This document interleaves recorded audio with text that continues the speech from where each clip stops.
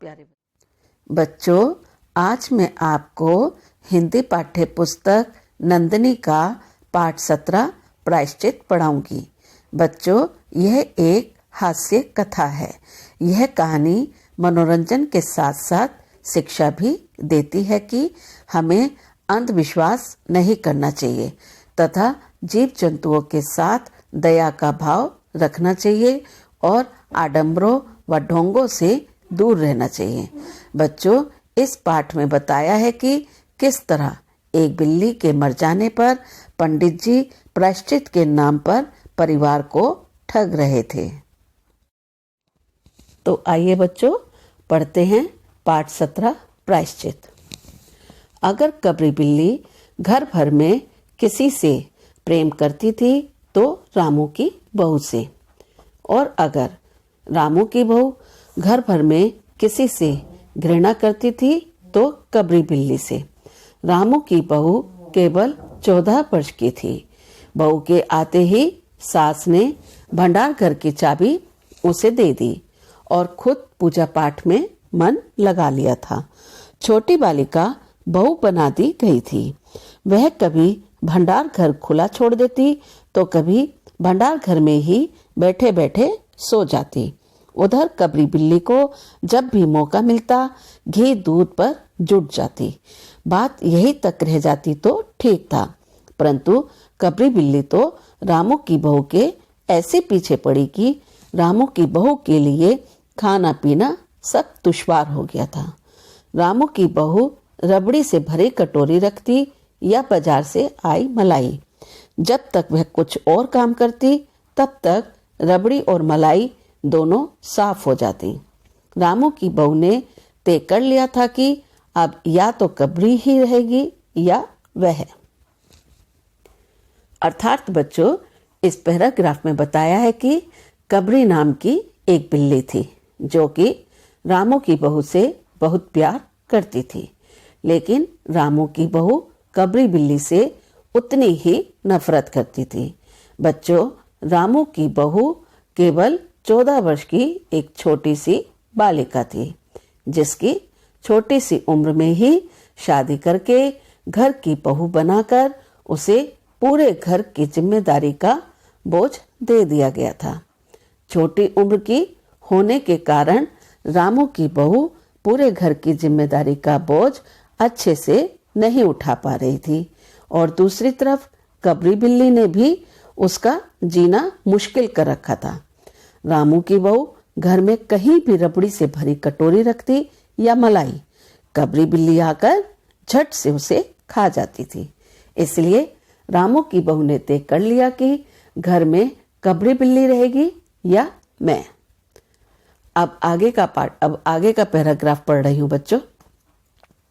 घर में मोर्चाबंदी हो गई, पर दोनों ही सावधान थे। बिल्ली फंसाने का कटघरा लाया गया। उसमें बिल्ली की पसंद का भोजन रखा गया, पर कबरी ने उधर नजर भर कर भी न देखा। एक दिन रामू की बहू ने खीर बनाई। खीर में पिस्ता, बादाम और मखाने डाले। ठंडी होने के लिए खीर को कटोरे में रख दिया। सास के लिए पान लगाया। पान देने गई तो झनझनाहट की आवाज हुई। पान का बीड़ा सास के पास फेंककर दौड़ी आई। देखा, सारी खीर फर्श पर बिखरी पड़ी थी और बिल्ली खीर उड़ा रही थी। रामू की बहू को देखते ही कबरी गायब हो गई। अर्थात बच्चों, इस पैराग्राफ में बताया है कि अब कबरी बिल्ली को पकड़ने के लिए घर में किलाबंदी शुरू हो गई। उसे पकड़ने के लिए बच्चों एक पिंजड़ा मंगवाया गया।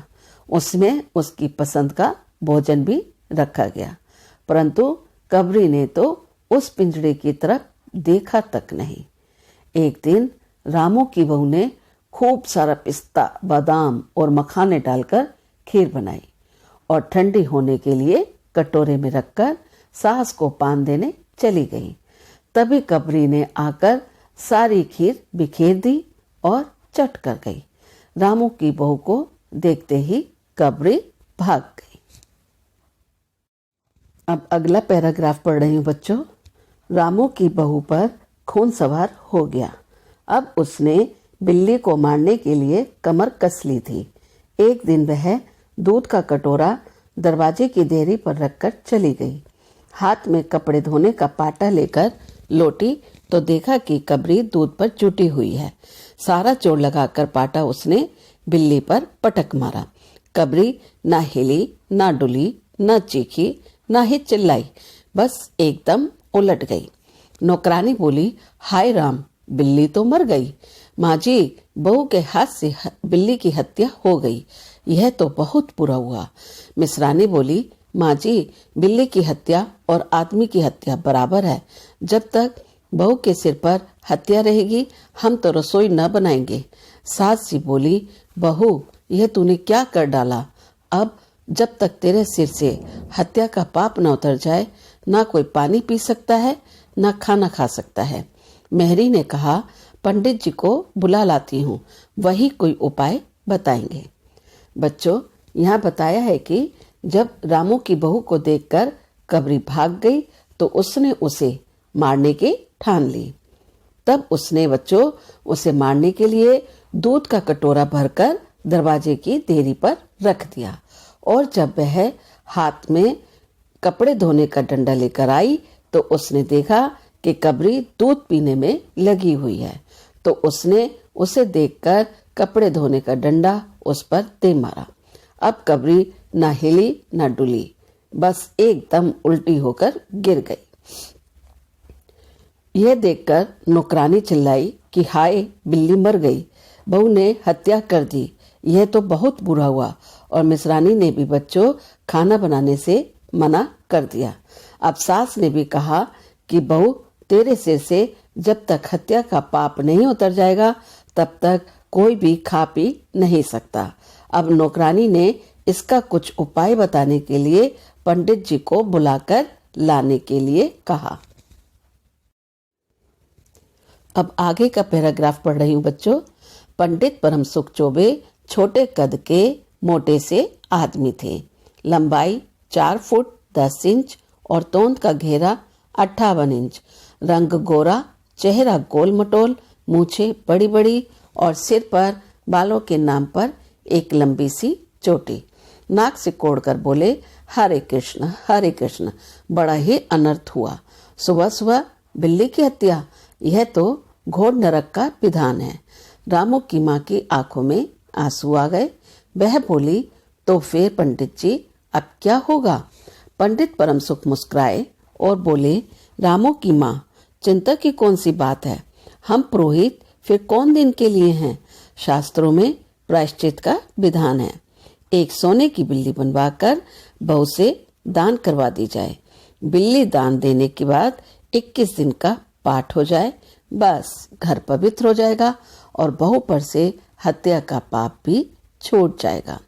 रामू की माँ ने कहा, तो पंडित जी कितने तोले की बिल्ली बनवाई जाए। अर्थात बच्चों, इस पैराग्राफ में बताया है कि अब नौकरानी परमसुख चौबे नामक एक मोटे और छोटे से कद वाले पंडित को बुला लाई और उन्होंने आते ही बिल्ली की हत्या के बारे में उल्टा पुल्टा बोलना शुरू कर दिया कि रामू की माँ, बिल्ली की हत्या, यह तो बहुत बुरा हुआ। अब रामू की माँ ने रोते हुए पूछा, पंडित जी अब क्या होगा। तो पंडित जी बोले कि रामू की माँ, तुम चिंता क्यों करती हो, हम पंडित किस लिए हैं। इस हत्या का भी शास्त्रों में प्रायश्चित का नियम है। बहू के हाथ से यदि एक सोने की बिल्ली बनवाकर दान कर दो और उसके बाद 21 दिन का पाठ करवा लो तो बहू के सिर से हत्या का पाप उतर जाएगा और घर भी शुद्ध हो जाएगा। तब रामू की माँ ने पंडित जी से पूछा कि कितने तोले की बिल्ली बनवाई जाए। अब इसके आगे पढ़ रही हूँ बच्चों। पंडित परमसुख मुस्कुराए और अपनी तोंद पर हाथ फेरते हुए बोले, रामू की माँ, शास्त्रों में तो लिखा है कि बिल्ली के वजन भर सोने की बिल्ली बनवाई जाए, लेकिन अब कलयुग आ गया है, सो तोल भर की बिल्ली तो क्या बनेगी, पर कम से कम 21 तोले की बिल्ली बनवाकर जरूर दान करवा दो और आगे आपकी अपनी श्रद्धा। रामू की माँ ने आंखें फाड़कर पंडित परम सुख से कहा, अरे बाप रे, 21 तोला सोना! पंडित जी, यह तो बहुत है। तोला भर की बिल्ली से काम ना चलेगा। पंडित परम सुख हंसकर बोले, रामू की माँ, रुपए का लोभ बहू से बढ़कर है क्या? अर्थात यहाँ बताया है कि बच्चों, सवाल था कि कितने तोले सोने की बिल्ली बनवाकर दान की जाए। तो जो पंडित परम सुख थे वो कुछ लालची किस्म के थे। उन्होंने कहा, रामू की माँ, शास्त्रों में तो जितने वजन की बिल्ली थी उतने वजन की ही सोने की बिल्ली दान करने का नियम लिखा हुआ है, लेकिन आजकल बिल्ली के वजन के बराबर सोने की बिल्ली बनवाना तो बहुत मुश्किल है। इसलिए तुम कम से कम 21 तोले की बिल्ली बनवाकर जरूर दान करवा दो। तब रामू की माँ हैरान होकर बोली, पंडित जी, 21 तोला सोना? यह तो बहुत ज्यादा है। तोला भर की बिल्ली से काम नहीं चलेगा क्या? अब उसके आगे का पैराग्राफ पढ़ रही हूँ बच्चों। मोल तोल शुरू हुआ और मामला 11 तोले सोने की बिल्ली पर ठीक हो गया। इसके अलावा पूजा के लिए 10 मन गेहूं, 1 मन चावल, 1 मन बच्चों 40 किलो के बराबर होता है, 1 मन दाल, मन भर तिल, 5 मन जौ, 5 मन चना, 4 पसेरी घी। 4 पसेरी का मतलब बच्चों 20 किलो घी, यानी कि 20 किलो घी और मन भर नमक का चिट्ठा पंडित जी ने रामू की माँ को पकड़ा दिया। इतना खर्च देखकर रामू की माँ ने ठंडी सांस लेते हुए कहा, अब तो जो नाच नचाओगे नाचना ही होगा। पंडित जी ने जले पर नमक छिड़कते हुए कहा, 21 दिन के पाठ के 21 रुपए और 21 दिन तक दोनों वक्त 5-5 ब्राह्मणों को भोजन भी करवाना पड़ेगा। फिर कुछ रुककर कहा, इसकी चिंता ना करो, मैं अकेले ही दोनों समय भोजन कर लूंगा और मेरे अकेले के भोजन करने से 5 ब्राह्मणों के भोजन करने का फल मिल जाएगा। इस पैराग्राफ में बताया है कि बच्चों, 21 तोले सोने की बिल्ली का मामला अब 11 तोले सोने की बिल्ली पर तय हो गया और इसके अलावा पंडित जी ने पूजा के लिए दाल, चावल, गेहूं, घी और नमक आदि का एक बड़ा सा चिट्ठा रामू की माँ को पकड़वा दिया। उन्होंने यह भी कहा कि 21 दिन के पाठ के 21 रुपए और 21 दिन तक दोनों समय 5-5 ब्राह्मणों को भोजन भी करवाना पड़ेगा। फिर कुछ रुककर अपने आप बोले कि भोजन की चिंता रामू की माँ तुम मत करो, मेरे अकेले ही दोनों समय का भोजन करने से 5 ब्राह्मणों के भोजन करने का फल मिल जाएगा।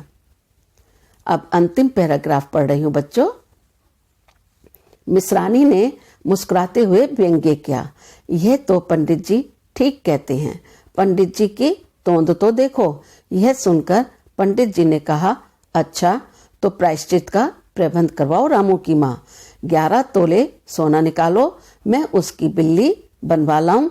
मैं 2 घंटे में बिल्ली बनवाकर लौटूंगा, तब तक तुम पूजा का प्रबंध करके रखो और देखो। पूजा के लिए पंडित जी की बात खत्म भी ना हुई थी कि मेहरी हाफती हुई कमरे में घुस आई। सभी चौंक उठे। रामू की माँ ने घबरा कर कहा, अरे अब क्या हुआ री? मेहरी ने घबरा कर कहा, माँ जी, बिल्ली तो उठकर भाग गई। मेहरी का यह कहना था कि पंडित परम सुख को तो मानो सांप सूंघ गया। हरे राम कहते हुए पोथी पत्रा समेटकर वे भी बिल्ली की तरह ही भाग लिए। बच्चों, अब इस अंतिम पैराग्राफ में बताया है कि पंडित जी ने रामू की माँ से प्रायश्चित का इंतजाम करने के लिए 11 तोले सोना मांगा और कहा कि मैं 2 घंटे में जब तक इसकी बिल्ली बनवाकर लौटूं तब तक तुम पूजा का इंतजाम करो। और देखो, पूजा के लिए अभी पंडित जी की बात खत्म भी नहीं हुई थी कि नौकरानी भागते हुए हाफते हुए कमरे में आई और बोली कि माँ जी, बिल्ली तो उठकर भाग गई। नौकरानी के इतना कहते ही पंडित जी को तो जैसे सांप सूंघ गया, यानी बच्चों पंडित जी एकदम चुप हो गए और हरे राम कहते हुए अपनी पोथी पत्रा यानी कि अपनी धार्मिक किताबें उठाकर तेजी से भाग लिए। बच्चों, यह था पाठ 17 प्रायश्चित, जिसे भगवती चरण परमा द्वारा लिखा गया है। आशा करती हूँ कि आप सभी को पाठ समझ आ गया होगा। इस पाठ को और अच्छे से समझने के लिए आप इसकी वीडियो बाद में भी 2 या 3 बार ध्यानपूर्वक अवश्य सुनेंगे व समझेंगे।